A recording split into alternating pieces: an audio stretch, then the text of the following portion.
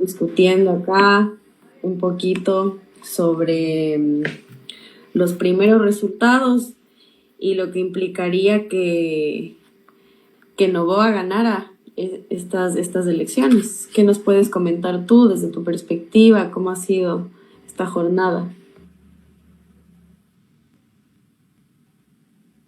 Estás silenciado, Decio, disculpa.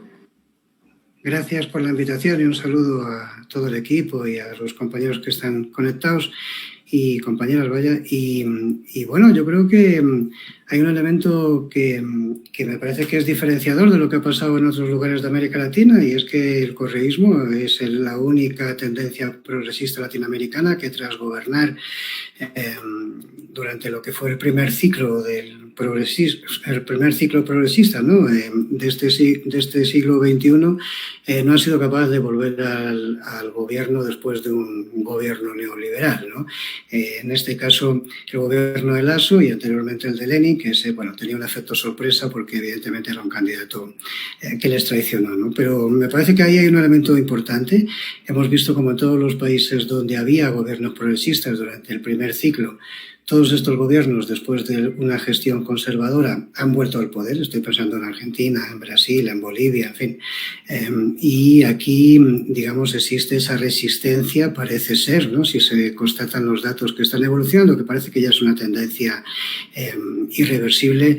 Digamos, existe esa resistencia a que el gobierno pueda, o sea, que el correísmo vuelva otra vez al poder, más allá de que en esas segundas vueltas, es decir, se vota más, además más en la lógica de rechazo que de enamoramiento hacia el candidato. Entonces, me parece que hay un primer elemento que me parece que es importante reseñar, y sobre todo reseñarlo en un marco donde en el mes de abril había habido elecciones seccionales en el Ecuador y, digamos, esta tendencia había conseguido, digamos, datos, o sea, resultados importantes, ¿no? O sea, favorables, importantes para ellos. La gestión de varias provincias muy importantes y de varias capitales, las más importantes del país. En este sentido, creo que ahí hay una reflexión importante.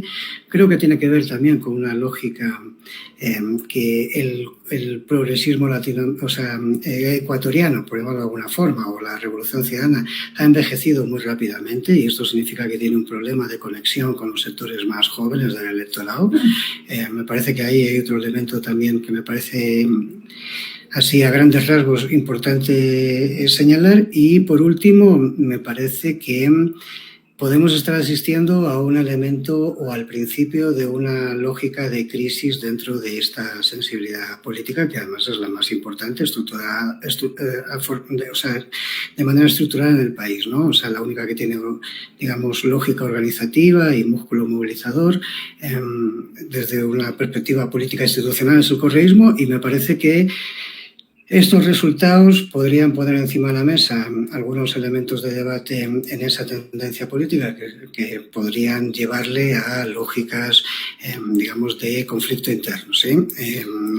Esto me parece a priori importante señalar. Y por el lado de los ganadores, pues así muy rápidamente me atrevería a decir que, bueno, el país ha vuelto a manos de, digamos, el sector económico corporativo, digamos, que representa las estructuras clásicas o el viejo capital o el capital clásico ecuatoriano, que es el agrobusiness, ¿no? De alguna forma, y sobre todo estos sectores exportadores, digamos, de banano, gestores de latifundios o propietarios de latifundios, etcétera. Me parece que ahí hay una lógica de involución y, por lo tanto, lo que atisbo, y aquí termino esta primera intervención, sería más bien una lógica de conflicto en estos próximos 17 meses, dado de que, por un lado, el país se mantiene ingobernable, es decir, no hay correspondencia entre el gobierno que sale de las urnas y, digamos, su fuerza en el Parlamento o en el Legislativo, y al mismo tiempo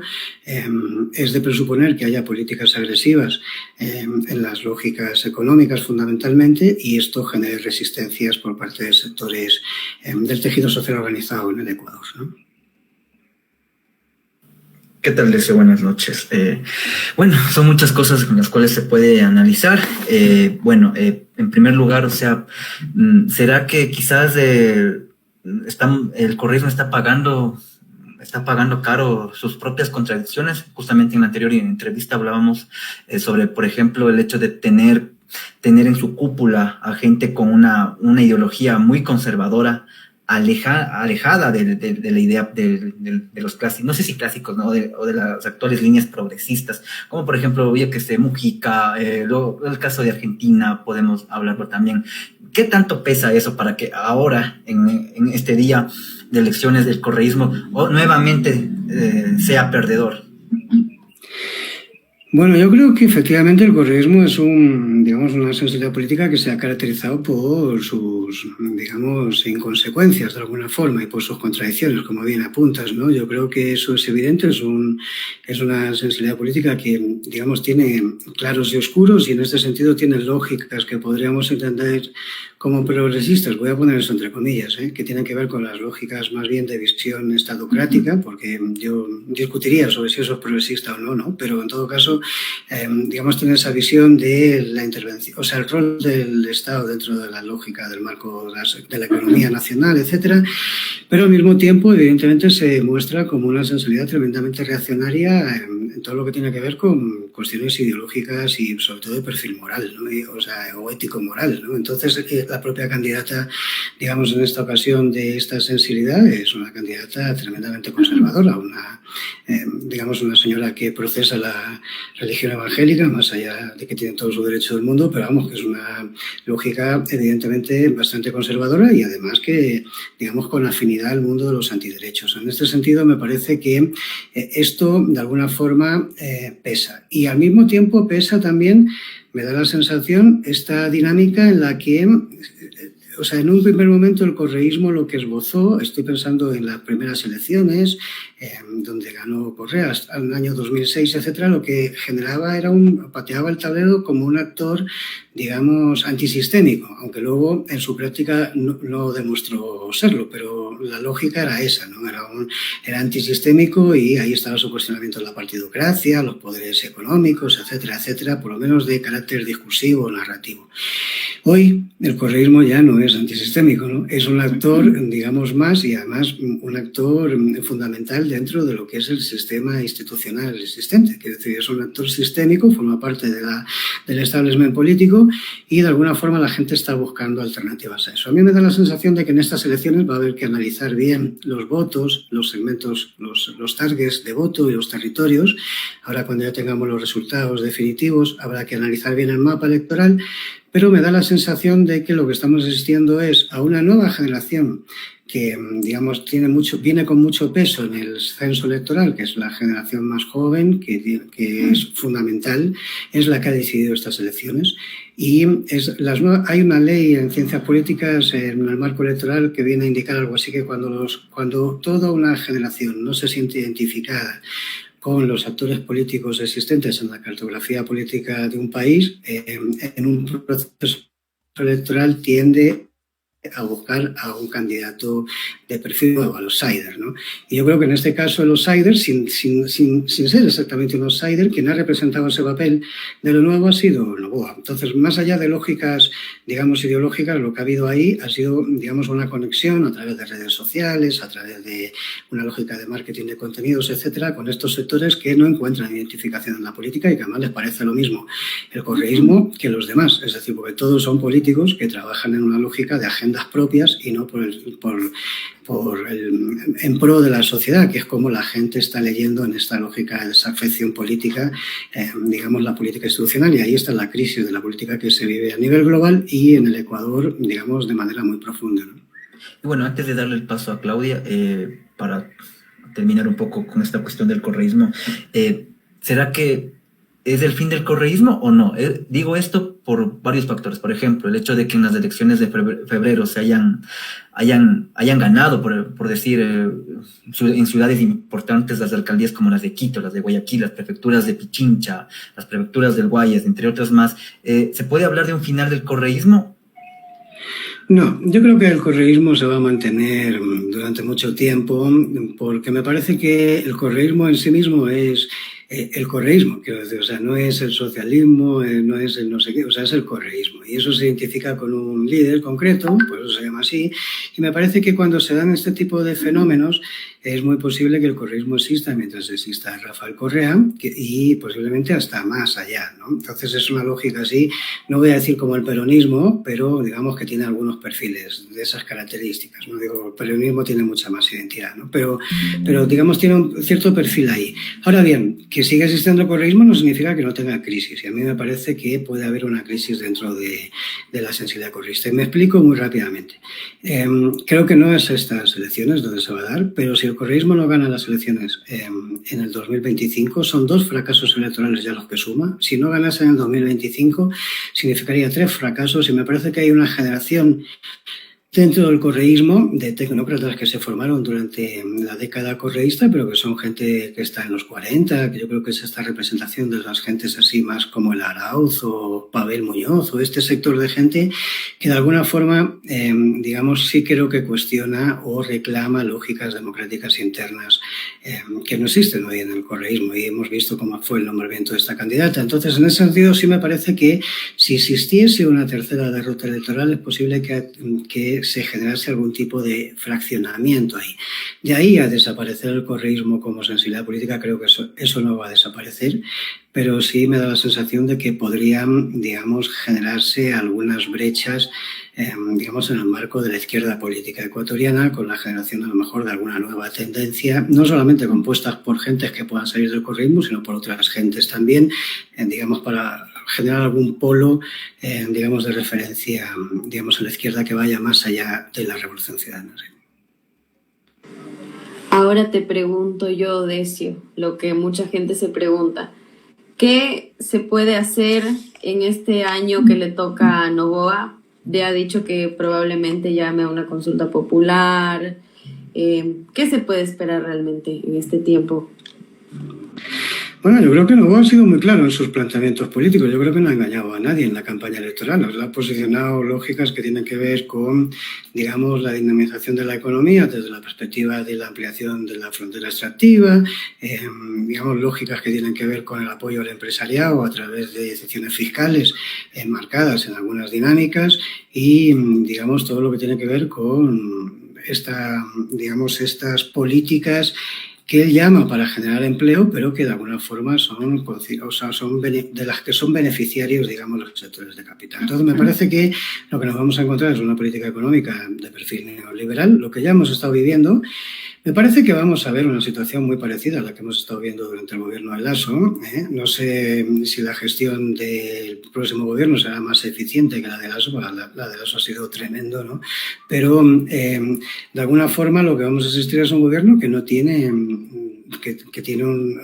no tiene sostén en la Asamblea Nacional, y donde la Asamblea Nacional además está el partido que va a dominar ahí es el correísmo. Entonces lo que vamos a encontrarnos es esta pugna del legislativo ejecutivo nuevamente, con un gobierno en parálisis y, digamos, una lógica de conflicto permanente. Eso puede, además, azuzarse más durante este periodo con la movilización, en las calles, porque me parece que el tipo de políticas que va a querer imponer Noboa, y que además tiene muy poco tiempo para hacerlo, tiene 17 meses, por lo tanto va a haber como urgencias ahí, y esto significa que posiblemente se intenten imponer de forma grotesca, con poco ánimo de consenso, etcétera.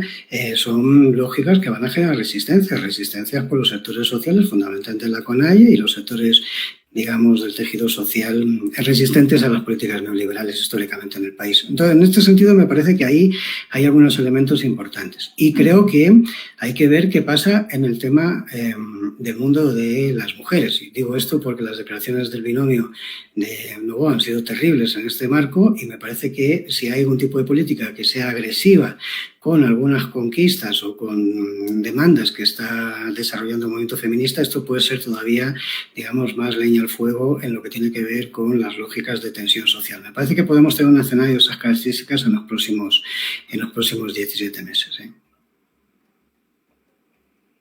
Sí, justamente quería preguntar sobre eso, y es algo también que me ha rondado la cabeza, sobre si es posible, no un estallido social tipo 2019 o 2022, pero sí protestas protestas de varios sectores sociales especialmente. Y digo esto teniendo en cuenta que es obviamente 1 año y 5 meses me parece, y además porque ya no falta mucho, en el 2025 serán las elecciones. ¿Qué tan probable es que se den o no estas posibles manifestaciones de varios sectores y organizaciones sociales? A mí me parece muy probable. Yo diría que, digamos, en un indicador de probabilidades es más probable que existan estas tensiones sociales y movilizaciones en la calle que del hecho de que no existan, ¿no? O sea, me parece que hay más posibilidades de que, digamos, la calle se caliente a que no se caliente. Y además creo que, hay que pensar esto desde una perspectiva de un gobierno que toda su lógica política va a estar enfocada a reelegirse en el 2025. Es lo que hubiese pasado con cualquier gobierno que hubiese llegado en este periodo, ¿no? Es decir, enfocar todas las políticas en lógicas de rentabilidad electoral también, buscando de alguna forma, digamos, elegirse en el 2025. Y la política de la oposición también va a estar enfocada a rentabilizar electoralmente, es decir, digamos, el disenso con el fin de ser ellos los que gobiernen en el 2025. Entonces, me parece que están todas las fichas puestas, digamos, para que exista esa tensión social, eso más allá de las lógicas, de las dinámicas de los movimientos sociales, donde también, hablemos claro, hay intereses políticos. Habrá que ver quién es el próximo candidato, digamos, del Pachacuti, habrá que ver ¿no? O sea, me parece que hay varias lógicas de tensión que combinadas generan esos escenarios muy probables de fuerte dinámica de movilización social, ¿no?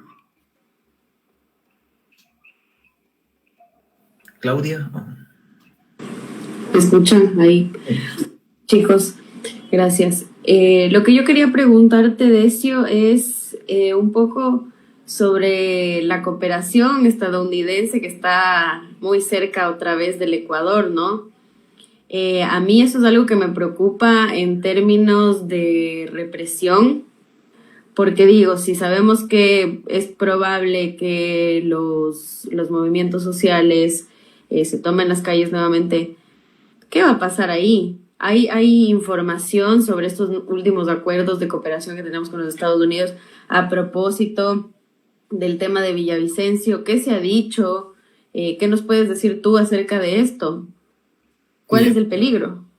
Bueno, yo creo que el peligro está marcado. Es decir, primero hay una lógica en el gobierno de Lasso y de Moreno también, pero sobre todo el de Lasso, uno de los elementos que ha transversalizado su gestión ha sido hipotecar de alguna forma la soberanía nacional a lógicas estadounidenses, tanto a nivel de lucha contra las bandas delincuenciales como temas de inteligencia, información de lo que pasa aquí dentro, etcétera, tal. Esos elementos hoy están, digamos, dominados y dirigidos por los estadounidenses. Ellos lo llaman cooperación.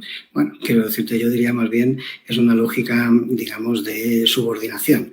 Eso por un lado. Por otro lado, es decir, estamos en una dinámica donde además en la política exterior existe una tensión muy fuerte, son territorios en disputa, en esta disputa global por la hegemonía entre China y Estados Unidos, con la guerra, digamos, en Ucrania y ahora lo que está pasando en Palestina, etcétera. Quiero decir, me parece que hay muchas dinámicas en las que, evidentemente, el gobierno ecuatoriano es el primero, además, que se posiciona a favor de las lógicas estadounidenses. O planteó el tema de su posicionamiento con respecto al gobierno de Zelensky en Ucrania y también lo ha planteado con esta barbaridad que están haciendo los israelitas, alineándose con esa lógica de limpieza social que está generando el Estado de Israel. Por otro lado, me parece que evidentemente había un interés por parte de la Embajada y del Departamento de Estado en que evidentemente este gobierno se mantenga en posiciones neoliberales. ¿Por qué? Porque el Estado aliado en América Latina o en Sudamérica, mejor dicho, históricamente con Estados Unidos ha sido Colombia. Hoy Colombia está en manos de un gobierno digamos, que genera fricciones con el Departamento de Estado y, por lo tanto, el nuevo dispositivo, el aliado territorial geopolítico en este momento es el Ecuador. Por lo tanto, evidentemente ha habido una incidencia y una injerencia, más bien, de la Embajada de Estados Unidos en la política ecuatoriana. Y la última manifestación de eso ha sido ponerle, digamos, un premio a estos, ¿cómo se llama? Estos 5 millones que le dan por la información. La recompensa. Una recompensa sobre el asesinato, digamos, de Villavicencio. ¿Qué leches hace un Estado de otro país metiéndose en un tema de política interna, ¿no? O sea, es el Estado ecuatoriano el que tiene que resolver los asuntos dentro del territorio ecuatoriano.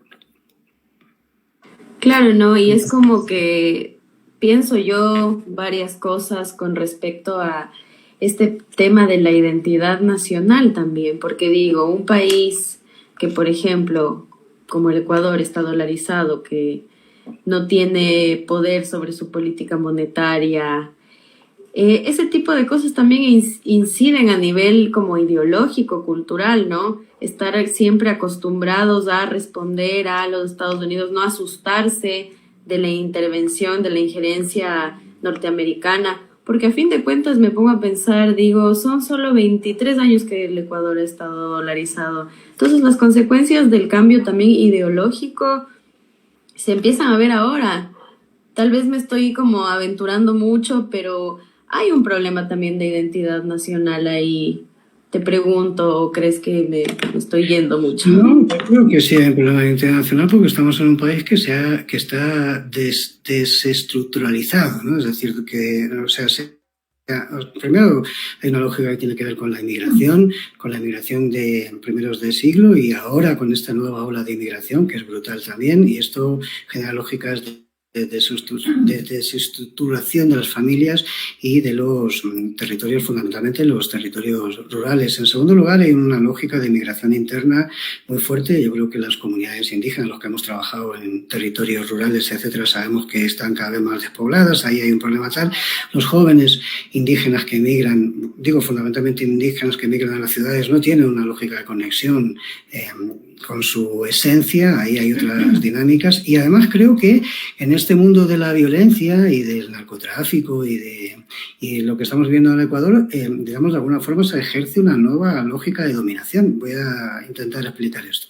Quienes están cobrando los impuestos en los territorios en los que el Estado no ha cobrado impuestos nunca, que estoy pensando en los territorios urbanos marginales, en La Ladrillera, en el Valerio Estasio, en todos esos sitios de la Vía Daule, todos estos territorios así digamos que fueron frutos de invasiones donde la gente vive en extrema pobreza, etcétera, son las bandas delincuenciales. Las mismas bandas delincuenciales luego blanquean ese dinero en negocios lícitos, construcción u otras cosas.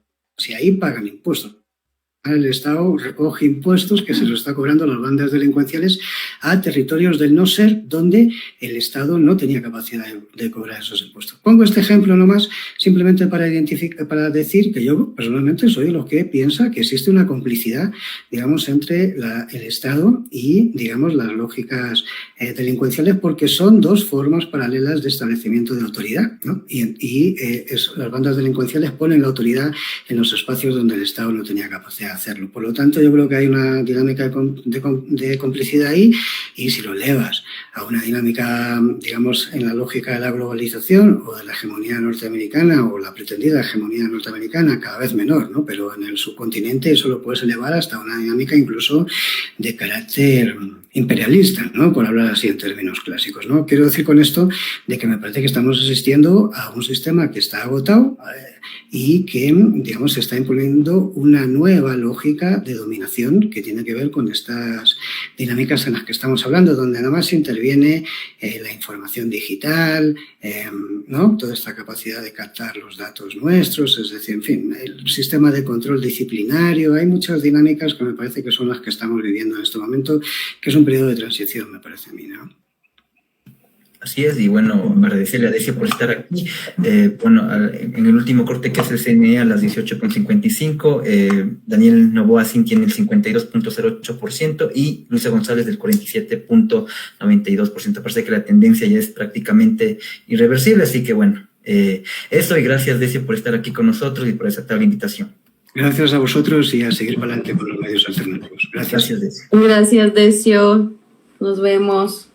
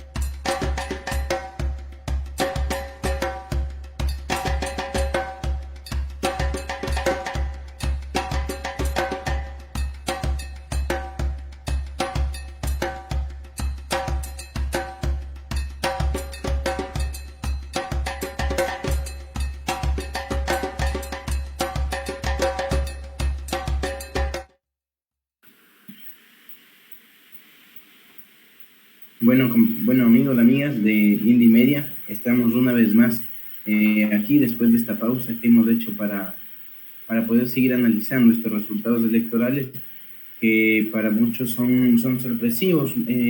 Quizás la gente esperaba un poco más de rendimiento del correísmo, pero como hemos visto, esto ha sido más complicado, ¿no? ¿Cómo estás, David? ¿Tú qué piensas de cómo han salido los resultados? Vamos a empezar a compartir pantalla para ver. Así es, aquí estamos de nuevo y bueno, no creo que, de mi lado yo no creo que sean tan sorpresivos porque se hablaba desde la primera vuelta que la única opción que tenía el correísmo para ganar era en la primera vuelta, porque en la segunda vuelta cualquiera que pasaba les ganaba y creo que estamos viéndolo ahora, ¿no?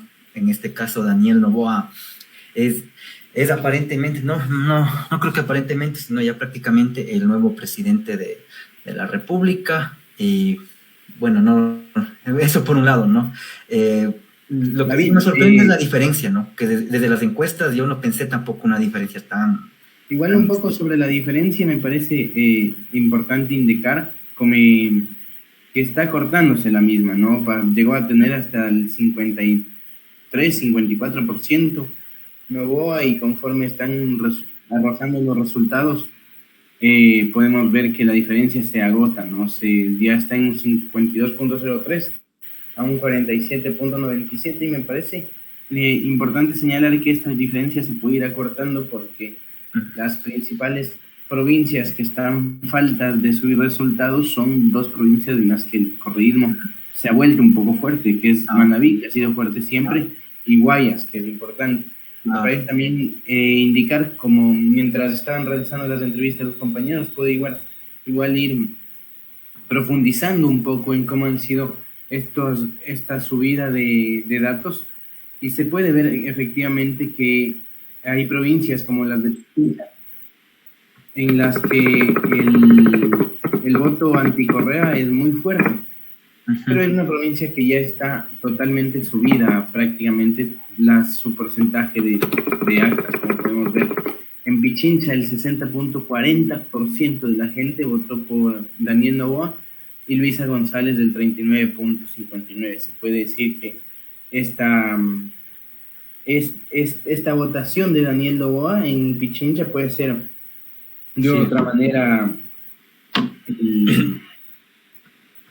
O sea, desde el 2017 como que Pichincha se ha enmarcado en esa línea, no sé si anticorreísta, pero o sea, como que resistente al correísmo, ¿no? A pesar de que en las últimas elecciones seccionales ganó Pavel Muñoz de Alcaldía y Paola Pavón se reeligió incluso, pero bueno, hay que decir también que la ganaron con el 30, el 25%, ¿no? Que para esas dignidades son las cifras suficientes para alcanzar las dignidades. Y bueno, vemos que para la presidencia no logran tener el número. Y es más, a ver, si hablamos de porcentajes, con lo que está hasta ahora escrutado, es el mismo número que se repite la misma proyección que pasó en el 2021 entre Lasso y Arauz. O sea, igual Lasso también tuvo como que un 52% y Arauz tuvo como que un 47%. Que digamos que, a ver, en la primera vuelta obtuvo Luisa González un 33%, hablamos de que aumentó un 14%, pero bueno, eso ya son cuestiones que se dan, ¿no? Generalmente en una segunda vuelta, pero que como ya lo hablamos en las entrevistas, por factores que le han pesado al correísmo, le cuesta llegar a ese 50+1, ¿no? Y es algo que, por ejemplo, el analista y el consultor político Pedro Donoso decía en Twitter, ¿no? Que hay que analizar bien por qué el correísmo no llega a ese 50+1 para adjudicarse la presidencia. Y claro, o sea, se debe a varios factores que ya lo hemos enumerado en esta transmisión, ¿no? Por ejemplo, como esa contradicción ideológica que hay desde la cúpula mismo del correísmo, ¿no? Como por ejemplo, no solo Correa, sino su hermana Pirina Correa, son gente provida, con una ideología totalmente enmarcada en el conservadurismo, pero que a pesar de ello tienen se inclinan por otras cuestiones a la izquierda, entre comillas, o lo que se conoce hoy como progresismo, ¿no? Entonces, estos y varios factores se han ido desgastando el correísmo, la figura mismo de Correa está totalmente desgastada, no solamente desde que salió de la presidencia, sino no sé si desde sus últimos años, pero con las políticas que aplicó durante su gobierno, ¿no? Recordemos, por ejemplo, la cuestión misma del Yasuní, la persecución a líderes sociales en la Amazonía, lo que recuerdo también, por ejemplo, esta cuestión en los colegios con los maestros también, ¿no? Entonces son cosas que al final pesan y bueno, vemos que ahora también le pesa al correísmo, le juega en contra y bueno, tenemos de nuevo otro representante de los grupos del poder, ¿no? Como lo es Daniel Noboa, así. Buenas noches con todas y con todos. Sí, ciertamente todo lo que han dicho los compañeros sobre cómo es que el correísmo no logra, y como dijo Décio Machado,